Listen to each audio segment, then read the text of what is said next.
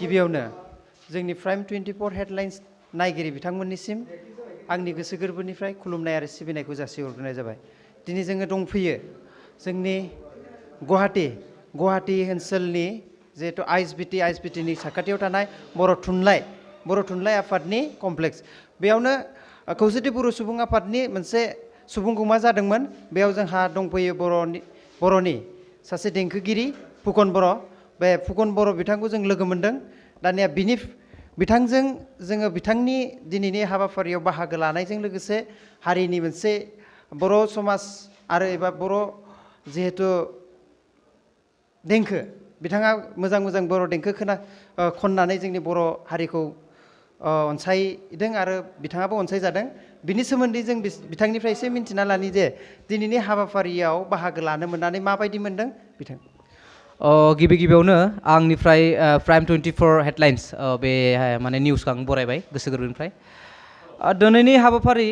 बेवहाय एक्सुवेलि आङो उदालगुरिनिफ्राय फैदों। बेवहाय आंहा आदा सासे दङ, बे जाबाय कनकसा बर', बे आदा। बिथाङा आंखौ कल खालामबाय मैया। आं मोनसे प्रग्राम दंमोन, प्रग्रामनिफ्राय फैनानै आं जेब्ला उन्दुनानै आं जेब्ला 2 घन्टा उन्दुनानै आं बेहाय आरो फिन फैफिननाय जाबाय। माबायदि मोनदों माने बेनो खोथाया जे बे मोनसे जोबोद गोथार मोनसे हाबाफारि। बे हाबाफारियानो जायनि जाहोनाव बर'नि माखासे गोनांथि बेफोरनि सोमोन्दै दिनै सावरायनाय जादों। आरो बे हाबाफारिया जाहैबाय UBPO अर्थात इउनाइटेड बर' पिपोल अर्गानाइजेसन। बे हाबाफारिनि जिहेतु माने नन बिटिसि बिनि माने बाहेरायाव थानाय बिथांमोननि जि डिमान्ड बेखौ सरकारनि थाखाय दिनै बिसोरो सोरखारनि खाथियाव आर'ज गाबदों जाहाथे बिसोरनि माखासे डिमान्डफोरखौ मानिनांगौ बा सुफुंनांगौ, बेखौ सावरायनाय मोनसे मिल एबा माने सुबुंगौमा आरो। दा बेवहाय आङो मेथाइ खनबाय, खननानै आं जोबोद गोजोननाय मोन्दों। आरो एक्सुवेलि आं ओरैबायदि साबायखर बावदों बेवहाय आंखौ लेंहरनायनि थाखाय मानगोनां लेंहरगिरि बिथांमोनखौ आरो मानगोनां बे आफादनि मानगोनां बिबानगिरि दैदेनगिरि सेन्ट्रेलनि बिबानगिरि बिथांमोनखौ आं साबायखर बावदों। मानि थाखाय आं बेबायदि हाबाफारियाव बाहागो लानो बिराद माने गावखौनो गोजोननाय मोनो। आरो हारि हिसाबै आरो जाथिनि थांनाय थैनाय माखासे खोथाफोरखौ बेफोराव सावरायनाय जायो। आरो बेल' नङा, आं गोदोनिफ्राय गोबां माने आफादफोरनि मिटिंफोराव फैनानै मेथाइ खनबोदों हारिनि थाखाय, हारि माहारि सिबिनायनि थाखाय। बेफोराव आं बाहागो लाबोदों। आरो आंनि साननायाबो बेनो सासे बर' सुबुं हिसाबै जाहाथे दिनैनि बे हाबाफारिनि गेजेरजों माखासे जि डिमान्ड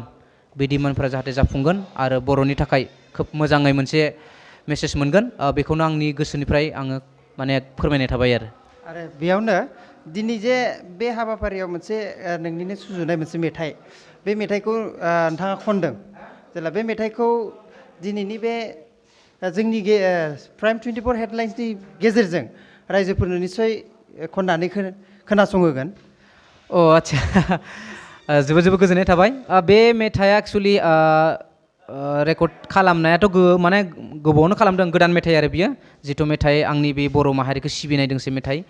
बियो फैगासिनो, नै रेकर्ड जाबाय, साननैल'सो जादों रेकर्ड जानाया। खिन्थु दिनै गिबि बेवहाय आं माने लाइभ श' आं माने पारफर्म खालामदों आरो बे मेथाइखौ ट्रेकजों लोगोसे। स' बे मेथाइआ जोबोद मोजां जागोन होननानै आं गाव फोथायनाय दङ। आरो दिनै मिन्थिबाय, रायजोफोरा जोबोद मोजां मोनदों आरो अनसायदों, जाहाथे रायजोफोराबो अनसायगोन। एसे खनना होनोसै नङा होमबा। बे बर' हारियाव दिनै गावजों गाव एना एनि मानो, नखरसेनि नखरा बिदा फंबाय दिनै नागिर हाया हारिनि खौसेथि। बे बर' हारियाव दिनै गावजों गाव एना एनि मानो, नखरसेनि नखरा बिदा फंबाय दिनै नागिर हाया हारिनि खौसेथि। बे बादायारि मुगायाव बर' फिसा नोंसोर जौगाबाराय खौसेनि आगानजों। बे बादायारि मुगायाव बर' फिसा नोंसोर जौगाबाराय खौसेनि आगानजों। जोबोद जोबोद साबायखर मेथाइखौ खननानै दिन्थिफुंनायनि थाखाय आरो जिहेतु मेथाइआ मोनसे जोंनि मोनसे हारिनि मोनसे हारिनि जोंनि हारिनि जौगाखांनाय आरो लोगोसे हारियाव माबा मोनसे बेरखांदों आरो जिहेतु बेखौ नोङो मा साननानै बे मेथाइखौ रुजुनाय जादों बा सुजुनाय जादों बे एक्चुअलि आं गोबां माने उन्दैनिफ्राय माने बे बर'नि माखासे मिथिं दावथिंफोराव खारथिंबोबाय थानाय सुबुं सासे आंबो जोबोद गावनि हारिखौ मोजां मोनो बे हिसाबै आं गोबां गेजेर गेजेर मालाबा बेले बेजेबो खोनायो निउसै कागजै इउटिउब बायदिसिना फेसबुक माने बे आरो मोखां बिजाबफ्राव दान्थेलायनाय माबा माबि जालायो गावजों गाव मालाबा जालायो थ' बेखिनि माखासे परिबेसखौ आं लानानै आरो गोसोआव एसे सानखांनानै बे मेथाइखौ सुजुनाय जादों आं सानो आरो बे मेथाइनि गेजेरजों मोनसे मेसेज थांथो जान माने जोंनि गावनि गेजेराव जाहाथे खौसेथिया फैयो गावजों गाव मालाबा माबा माबि बुंनाय बा दान्थेलाय माबानाय बे जुदि थायोब्ला बा बर'नियाव माखासे आवगायलांनो गोनां गोबां खामानि दङ बा साक्सेस जानो गोनां बहुद माने गोग्लैसोनाय दंबावो बेफोरखौ माने साक्सेस खालामनोब्ला जों माने खौसेथि जानांगोन आरो बे खौसेथिनि माखासे मेसेजखौ आं बे मेथाइनि गेजेरजों होनो सानदों आरो होनो हादों हायाखै बेखौ रायजोआ बुंगोन थेवब्लाबो आं जेसेबां आंनि थौले मेलेमजों जेसेबां सानखांनानै बे मेथाइखौ बानायनाय जादों आं बेखिनिखौ बानायदों आरो गोजोननाय थाबाय आरो दायो जोङो मेथाइनि गेजेरजों जों हारिनि बेले बेजेखौ नोंथाङा फोरमायदों बे निस्सय जोंबो मोनदांना मोनदों आं मोनसे लाबोनो सानदों जे नोङो दा जाखांफुनाय देंखोगिरि हिसाबै जोंनि बर' समाजनि लाइमोनफोरखौ दिनैनि जुगाव नोंनि नोजोराव माबायदि नुदों आरो माबायदि जाजानो लुगैयो नोंथाङा बे कुइसना टाफ आरो इजि मोननैनि गेजेराव मोनसे जायो गोराबो आरो गुरैबो बे कुइसना एक्सुवेलि लाइमोन होनना बुङोब्ला दानि जुगाव आं मोजांखौ बुंनो नागिरदों आं गाज्रिखौ एसे उनाव बुंगोन मोजाङा बेनो ससियेल मिडिया अर्थात दानि जुगावथ' गोबां माने ओंखारबोनाय लोगो लोगो नों गोबां बुस्थु मोनो स्पेसियेलि नाम्बार वान मबाइल बा इन्टारनेट बेनि गेजेरजों मानसिया गोबां सोलोंनो हायो बा यं जेनेरेसना गोबां डेभेलप जानो हायो दा जाय बुस्थुखौ नोङो बेयाव मोना बेखौ नों मोनखायो दानिया हमना ला आमेरिकानि माबा मोनसे बुस्थु नों गोनांथि जादों बेखौ नों दानो मोनगोन इउटिउबनि गेजेरजों बा ससियेल मिडियानि गेजेरजों दा बे मोनसे जोबोद मोजां मोनसे माने परिबेस जाना फैदों आरो लाइमोन सेंग्राफोरनि दानि जिथु जाखांफुनायनि फरायनाय बा बायदिसिना सोलोंनाय बायदिसिना बिथिं आंनि नुनायाव एसे आपग्रेड जादों आरो बर'नि गेजेराव माखासे मेलेमजिबि गोनां मेलेम गोनां सुबुंबो ओंखारगासिनो दङ बेखौ जों बुंथारनांगोन आरो एसेबां बर'आ दासिमबो गोग्लैसोनाय नंला गावबा गाव माने डेभेलप जानो हानाय मोनसे परिबेस फैबाय आरो फरायनाय मानाय साइन्टिस्ट इन्जिनियारिं IPS ACS बायदि बायदि दासिमबो ओंखारगासिनो दङ सासे सानै बेबो जोंनि थाखाय माने खाफाल गोनां बा मोनसे गुड निउस बे जोंनि थाखाय मोनसे बाख्नायथाव खोथा मोजाङा बेनो आरो दासिमबो जों बाख्नायनो हायो गावखौनो बर' हिसाबै जों बाख्नायबाय थादों गाज्रि होननानै बुङोब्ला बेनो जे दानि जिथु जेसेबां इजि जादों नालाय जे इउटिउबानो जा ससियेल मिडियानो जा जेसेबां इजि जादों एसेबांनो माने डेन्जारेस नङा होमबा गिख्रंथाव नों न'निफ्राय ओंखारनाय लोगो लोगो नों द्लाम नों बायदि बायदि मोनगोन मोजां गाज्रि नों न'नि उसुंसिनिफ्राय नों गाज्रि बुस्थु मोनगोन मोजां बुस्थु मोनगोन दा बेयाव सेलेक्सन खालामनाय गावनि सायाव जागोन थ' यं जेनेरेसनाव मालाबा बैसोनि थुबुरजों बा बैसोजों मानसिया मालाबा गालेनो नागिरो गाज्रि लामायाव थांनो नागिरो बा फरायनाय मानाय खोब इन्टारनेट मबाइलाव थानानै मानसिफोरा बिजि जायो फरायनाय मानाय बायदिसिना सोलोंनायनिफ्राय जानगार जागासिनो दङ दानि यं जेनेरेसनफ्रा थ' स्पेसियेलि बे आरो फरायनाय मानायफ्रावबो माने खोब माने आबदा मारिनाय बा बहाबा बेरायनाय बा बहाबा बिमा बिफाखौ थगायनानै बहाबा थाबायथिंनाय मानाय यं जेनेरेसन बे जागासिनो दङ एकदम बिदि आरो बे बुस्थु माखासे जागासिनो दङ दा बिनि सायाव आंथ' जेबो बुंनो हाया खिन्थु गाव थिग खालामनांगोन बेखौ यं जेनेरेसना गाव थिग जानांगोन आरो लोगोसे दानि जुगा ओरैबायदि कम्पिटिसन ग्लबेल जुगा ओरैबायदि माने डेभेलपमेन्टनि माने लामायाव फैदों बादायलायनाय फरायनायजों लोगोसेथ' थाखानांगोन आरो नों एक्सट्रा माबा मोनसे थानांगोन नोंनि रोंगौथिया एकदम इम्परटेन्स दानिया नों आं गोदोआव नोङो माने इसोरा अरनो हागौलै माबा हागौ बे जाला दानि समाव दा गदआ दङना गैया मिथिया रावबो खिन्थु जों फोथायो गदखौ खिन्थु गदआ दङना गैया मिथिया दानिया गदजों इसोरजों खोथा गैला नों माने एकदम प्रेक्टिकेल मावनांगोन नों जुदि माबा मोनसे सोलोंदोंबा सोलोंथारनांगोन बेयो खुनु बेयाव माने खारखोमानायजों जाया बा सोलोङालासेनो बा माने बे लेभेल मारिनायजों जाया आरो थ' बेखिनि खोथाया यं जेनेरेसननि थाखाय जोबोद इम्परटेन्ट आंबो यं जेनेरेसन एक्सुवेलि आंबो आंनि थाखायबो इम्परटेन्ट आंबो दासिम जेनेबा आंनि मेथाइ खननाय हाबाफारिखौ आं दासिमबो सोलोंगासिनो दङ नाजागासिनो दङ आं बेसेबां आपग्रेड खालामनो हादों हायाखै बे आं उनाव माने मोनथिसिगोन थेवब्लाबो आं नाजानाय दङ नाजागासिनो दङ दा आंनिफ्राय मेसेजआ बेनो यंग जेनेरेसनफोरा जि खामानिखौ मावा पारफेक्टलि मावनांगौ जि खामानियाव नों आगान होआ पारफेक्ट मावनांगौ आरो जि खामानिखौ मावो बेखौ मावथारनांगौ आरो बेखौ मावलाय बेखौ दोनलाय बेखौ मावलाय बेखौ दोनलाय बेयाव खारलाय बेयाव फैलाय बेजों माने गावनि लाइफआ बरबाद जायो सम ओरैनो थाङो थ' बेखिनियानो आरो आंनि माने यंग जेनेरेसननि थाखाय बे मेसेजआ बेनो आरो आंबो बेखौनो बुङाखै जे आं सासे माने साक्सेसफुल सुबुं खिन्थु आंनिफ्राय बिदि जायोब्ला आं माने साक्सेस जायो होननानै सानो आरो नंगौ दा प्रेक्टिकेलि नोंथांनिफ्राय जों मिथिनानै मोनबाय दा मोनसे प्रेक्टिकेलि नोङो जिहेतु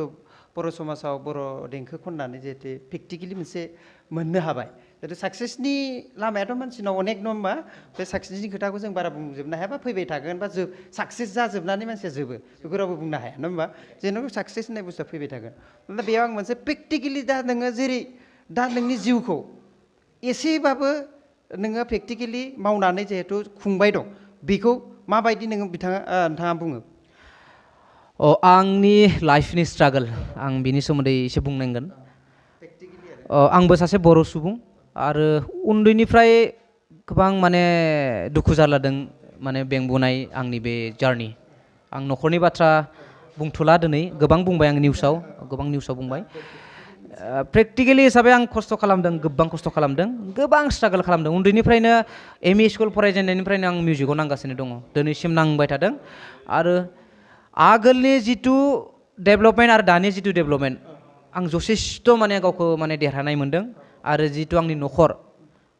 आंनि बे मेथाइ खननायनि जिथु प्रसेस बेनि गेजेरजों आङो गोबां माने गावखौ साक्सेस खालामनाय मोनदों दिनैसिम आंनि न'खर खुंनायनिफ्राय लानानै न'खर बेंनायनिफ्राय लानानै आंनि दिनैसिम जार्नि बे कालचाराव आं जथेस्थ' माने साक्सेस मोनदों बे साक्सेसआ स्पेसियेलि रायजोफोर आरो थ' रायजोफोरनि अननायनि थाखाय आं दिनै बेसेबां साक्सेस जादों जेराव आं प्रग्राम खालामो जेराव आं माने श' खालामो रायजोफोरा जोबोद अनो मोजां मोनो बा मेथाइखौनो आंखौ लिंबाय थायो थ' बिनि फिडबेकआव आं साक्सेस जादों आरो थ' स्पेसियेलि रायजोफोरा आंखौ लांदों गोजौआव बेथ' थाहैबाय आरो लोगोसे आंनि नाजानाय आंथ' गोबां खस्थ' खालामदों बैथिं सोलोंलाय बैथिं माबालाय बैथिं थांलाय बहाबा कर्स लानाय स्कुलाव थांलाय मालाय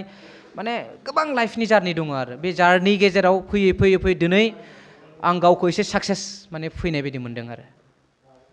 जोबोद जोबोद गोजोननाय थाबाय दिनै जोङो प्राइम 24 हेडलाइन्सनि जानानै बिथांखौ जोंनिफ्राय साबायखर बावबाय आरो लोगोसे दिनै बर'नि सासे देंखोगिरि बिथां फुकन बर'आ जेरै बर'नि नाम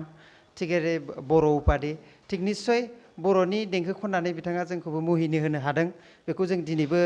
गावनि मेगनजों नुना मोनबाय इउटुब बेफोराव जों नुनानै मोनदोंमोन बिथांखौ निस्सय बिथांनि देंखोआ आरो बिथांनि जे राव फाव निस्सय मानसिनि सासे गोथार मावनाय हाबाफारिजों बिथांनि आखुआ बेरखांदों बिनि थाखायनो आं खावलायो जिहेथु बिथांखौ जोङो जोंनि प्राइम 24 हेडलाइन्सनि जानानै रोजा रोजा साबायखर थाबाय आंनिफ्रायबो प्राइम 24 हेडलाइन्स बे नोंथांमोनखौ स्पेसियेलि आरो गोग्लैसोनानै थानाय बर' सुबुं बा आर्टिस्टआनो जा बा बायदिसिना बिथिङावनो जा आरो आबादारियानो जा बायदिसिना बिथिङानो जा बेबायदि माने एकदम गामि गेजेराव गोग्लैसोनानै थानाय जाय बुस्थुफोरखौ जों नागिरनानै मोना जाय बुस्थुफोरखौ जोङो सोरबा मोनथिया स' बेखौ नोंथांमोना बुरखांनानै लाबोनानै सुबुंनि गेजेराव दिन्थिफुंनायनि थाखाय आरो सुबुंनि गेजेराव फोसावनायनि थाखाय नोंथांमोननि बे प्राइम 24 हेडलाइन्स बेखौ आङो गोसो गोरबोनिफ्राय साबायखर बावनाय थाबाय गोजोननाय थाबाय दायो बेखायनो जोङो खावलायो जे जोंनि जिहेथु बिथांनि गासैबो जिउ जारिमिनखौ जोङो लाजोबाबाबो जिहेतु जोंनि नायगिरि बिथांमोनखौ जाहाथे जोंखौ गोरोन्थि सानालासिनो जाहाथे किसुमान खोथाया थालांबायबो जानो हागौ निस्सय जोंनि हाखु दाखुनि गेजेराव जों सुंद'यैबाबो बिथांनिफ्राय जाहाथे जिहेतु जोंनो सोलिनायाव हेफाजाब होयो जि बुस्थुआ बेखौ जों एसेबाबो मिथिना लाबाय निस्सय बेखौ एसेनिफ्रायनो जों बिजिरनानै निस्सय जोंनि जिउखौ जाहाथे जोङो सोलिलांनो लामा एसेबाबो मोनदों बेनिखायनो आं खावलायो जाहाथे बिथां फुकन बर'जों लोगोसे जोङो दसे दान्दिसे सम सावरायनायखौ जोङो बेखिनियावनो फोजोबनानै गासैबो खावलायो जाहाथे जोंनि सावरायलायनायाव माबाफोर गोरोन्थिफोर जाबाय बायदोंब्ला नायगिरि बिथांमोना गाव गावनो एसे सानलायनानै जाहाथे जोंखौ खेमा होनायजों लोगोसे जोंखौ मदद खालामो बेखिनिखौ खावलायनानै गासैनिबो नायगिरि बिथांमोनखौ खनले आरो खुलुमहरनाय जासिबाय गोजोन्थों।